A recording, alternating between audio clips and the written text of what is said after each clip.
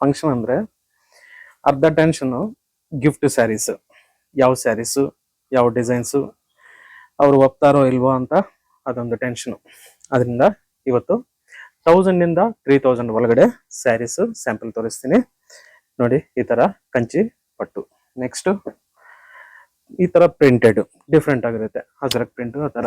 Next ಈ ಥರ cheques ಜೂಟ್ನಲ್ಲಿ ಮಶ್ರೂ silk ಜರಿ ಚೆಕ್ಸ್.